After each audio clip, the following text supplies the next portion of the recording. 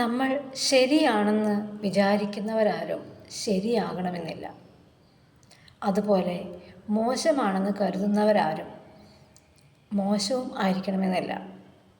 നമ്മൾ ഒരു കാര്യം, ഒരു സത്യാവസ്ഥ പറഞ്ഞ് മനസ്സിലാക്കാൻ ശ്രമിച്ചാൽ മറ്റുള്ളവരുടെ ഭാഗത്തു നിന്നും ചിലപ്പോൾ നമ്മൾക്ക് അവഗണനയായിരിക്കും ഉണ്ടാകുക.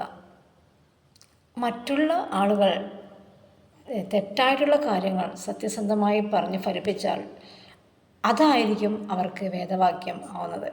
നമ്മൾ എത്ര നന്നായി പറയാൻ ശ്രമിച്ചാലും കറക്റ്റ് പറഞ്ഞ് ബോധ്യപ്പെടുത്താൻ ശ്രമിച്ചാലും നമ്മളെ ആരും മനസ്സിലാക്കണമെന്നില്ല. ചിലരെ മാത്രം കേട്ടോ, എല്ലാവരെയും അല്ല, ചിലരെ മാത്രം. അതാണ് ഇന്നത്തെ സമൂഹത്തിൽ നടന്നുകൊണ്ടിരിക്കുന്നത്.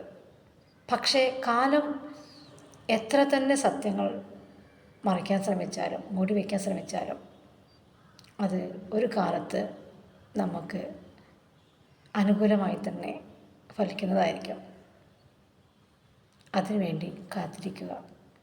നിങ്ങൾക്ക് ഇങ്ങനെയുള്ള അനുഭവങ്ങൾ എപ്പോഴെങ്കിലും ഉണ്ടായിട്ടുണ്ടോ?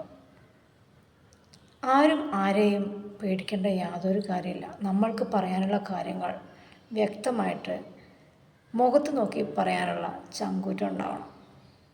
അത് ഏത് ദേവേന്ദ്രൻ്റെ മുമ്പിലാണെങ്കിൽ പോലും. അതിൽ നമ്മൾ ഒരു തല താഴ്ത്തലോ അല്ലെങ്കിൽ മറ്റുള്ളവരുടെ മുമ്പിൽ പതറിയിരിക്കലോ അങ്ങനെയൊന്നും വേണ്ട. അതിൻ്റെ ഒന്നും ഒരു ആവശ്യമില്ല.